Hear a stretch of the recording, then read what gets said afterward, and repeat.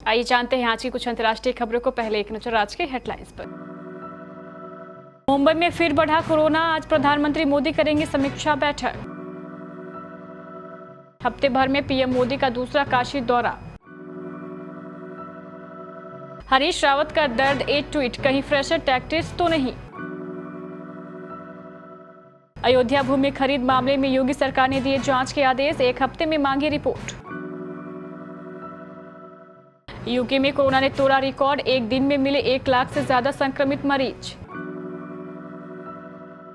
Helicopter crash के बाद seat के सहारे 12 घंटे तैर मंत्री ने बचाई जान। लोकसभा और राज्यसभा की कार्रवाई तय समय से एक दिन पहले ही अनिश्चितकाल के लिए स्थगित। सोने के दाम में फिर आई बड़ी गिरावट। आर्यन ड्रग्स केस के बाद शाहरुख खान ने शुरू की पठान की शूटिंग। और मुंबई और बंगाल वॉरियर्स को मिली जीत, तेलुगु टाइटंस और तमिल थलाइवास ने खेला टाई। मुंबई में 24 घंटे में कोरोना के 490 नए मामले रिपोर्ट हुए हैं। वहीं महाराष्ट्र में 48 दिनों में सबसे ज्यादा 1201 नए केस सामने आए हैं। हालांकि कोरोना वायरस से किसी की मौत नहीं हुई। देश में ओमिक्रॉन के भी मामले लगातार बढ़ रहे हैं। अब तक महाराष्ट्र में ओमिक्रॉन के 65 मामले मिल चुके हैं। इनमें से 35 को अस्पताल से छुट्टी भी दे दी गई है। ब्रिटेन में पब्लिश की गई एक स्टडी में कहा गया है कि ओमिक्रॉन को हॉस्पिटलाइजेशन रेट डेल्टा से कम है। जानकारों का भी कहना है कि नया वेरिएंट डेल्टा की तुलना में कम घातक है। प्रधानमंत्री नरेंद्र मोदी आज गुरुवार को अपने संसदीय क्षेत्र वाराणसी आ रहे हैं। इस बार उनका प्रवास करीब 2 घंटों का होगा। प्रधानमंत्री वाराणसी जौनपुर मार्ग पर स्थित करसियाओं में अमूल डेयरी प्लांट सहित 2095 करोड़ रुपए की 27 परियोजनाओं की सौगात देंगे। इसके साथ ही राष्ट्रीय व प्रदेश स्तर के 3 विकास कार्यक्रमों का शुभारंभ भी करेंगे। उनमें एक प्रधानमंत्री स्वामित्व योजना के तहत प्रदेश के 20 लाख से अधिक लोगों को ग्रामीण आवासीय अधिकार रिकॉर्ड घनौरी का वर्चुअल वितरण भी शामिल है। ग्रामीण इस प्रमाण पत्र का इस्तेमाल लोन लेने सहित अन्य कार्यों में कर सकते हैं। विधानसभा चुनाव से ठीक पहले पंजाब और राजस्थान के बाद अब उत्तराखंड में भी कांग्रेस के अंदर कलह शुरू हो गई है। बुधवार को कांग्रेस के वरिष्ठ नेता और पूर्व सीएम हरीश रावत के एक के बाद एक ट्वीट ने सियासी गलियारों में हलचल पैदा कर दी। हरीश रावत के ट्वीट से यह साफ लग रहा है कि वह संगठन के कुछ नेताओं से नाराज है। सियासी गलियारों में चर्चा यहां तक है कि हरीश रावत मुख्यमंत्री पद के लिए अपने नाम का ऐलान करवाने और अपने समर्थकों को टिकट दिलवाने के लिए यह दांव चल रहे हैं। पार्टी सूत्रों की माने तो एक दिन पहले स्क्रीनिंग कमेटी की मीटिंग हुई थी और उसमें संकेत मिले थे कि हरीश रावत के काफी समर्थकों के टिकट कट रहे हैं। अयोध्या में जमीन खरीद मामले में कई नेताओं और अधिकारियों के परिजनों का नाम आने को लेकर योगी सरकार ने जांच के आदेश दिए हैं। अपर मुख्य सचिव राजस्व मनोज कुमार सिंह ने मुख्यमंत्री योगी आदित्यनाथ के आदेश पर जांच बिठाई है। विशेष सचिव राजस्व जमीन खरीद मामले को लेकर जांच करेंगे और शासन को 1 हफ्ते में रिपोर्ट देंगे। कोविड-19 दुनिया के अलग अलग हिस्सों में फिर कहर बरपा रहा है। यूके में एक दिन में कोरोना के 1 लाख से ज्यादा कोविड पॉजिटिव मामले सामने आए हैं, जबकि पिछले सप्ताह कोरोना के अधिकतम केस 93,045 थे। यूके के अधिकारियों ने बताया है कि बुधवार को कोरोना के 1,06,122 संक्रमित सामने आए। इसके साथ ही वहां कोरोना 28 दिनों में 140 लोगों को निगल गया।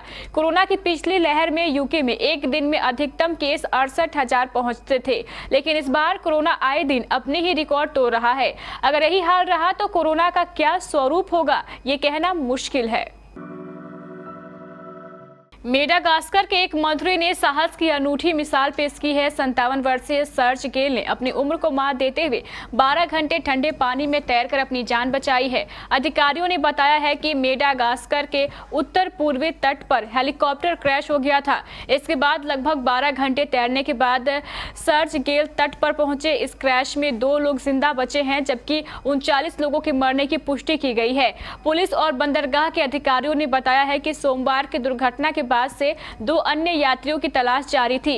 दुर्घटना के कारणों का अभी तक पता नहीं चल पाया है। बंदरगाह प्राधिकरण के प्रमुख जीन एडमंड रेडियोनेन ने कहा है कि सर्च गेल और एक साथी पुलिस अधिकारी मंगलवार सुबह समुद्र के किनारे के शहर हम्बेगो में अलग-अलग जगहों पर तैरकर पहुंचे। संसद का विंटर सेशन आज समाप्त हो गया। लोकसभा और राज्यसभा की कार्रवाई तय समय से एक दिन पहले ही अनिश्चितकाल के लिए स्थगित कर दी गई। विंटर सेशन 29 नवंबर को शुरू हुआ, जो 23 दिसंबर तक शेड्यूल था। बताया जा रहा है कि दोनों सदनों में लगातार जारी हंगामे के चलते सत्र को जल्दी समाप्त करने का फैसला लिया गया।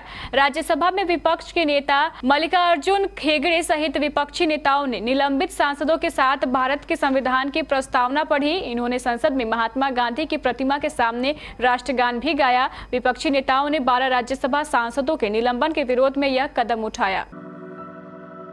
शादियों के सीजन के बीच सराफा बाजार में हफ्ते के तीसरे दिन सोने के भाव में गिरावट आई। हालांकि अभी भी गोल्ड का रेट 48,000 रुपए के ऊपर बना हुआ है। सोना 186 रुपए गिरकर 48,125 रुपए पर कारोबार करता नजर आया। वहीं चांदी सस्ती होकर 60,393 रुपए किलो पर खुली। बॉलीवुड के बादशाह शाहरुख खान के बेटे आर्यन खान के ड्रग्स केस में फंसने के बाद से ही कैमरे से दूर थे। हालांकि अब लगभग 2 महीने बाद उन्होंने सेट पर वापसी कर ली है। शाहरुख ने बुधवार को मुंबई में पठान फिल्म की शूटिंग दोबारा शुरू कर दी है, जहां से उनकी तस्वीरें भी सामने आई तस्वीरों में शाहरुख काले रंग की टी-शर्ट और बढ़े हुए बालों में नजर आ रहे थे। आर्यन ड्रग्स केस के बाद अब सेट पर सिक्योरिटी बढ़ा दी गई है। खबरों की माने तो शाहरुख मुंबई में अगले 15 से 20 दिनों तक शूटिंग करेंगे। प्रो कबड्डी लीग 2021 की शुरुआत कल से हो गई। पहला दिन धमाकेदार रहा। पहले दिन बंगाल वॉरियर्स ने प्रदीप नारवाल की यूपी योद्धा को 38-33 से शिकस्त दे दी। साथ ही इससे पहले तेलुगु टाइटंस और तमिल थलाइवा के बीच मुकाबला 40-40 से टाई रहा और पहले मुकाबले में यू मुंबा ने बेंगलुरु बुल्स को 46-30 से मात दी थी। इस बार बिना दर्शकों के खाली स्टेडियम में मैच होंगे। पहले दिन 3 मुकाबले खेले गए।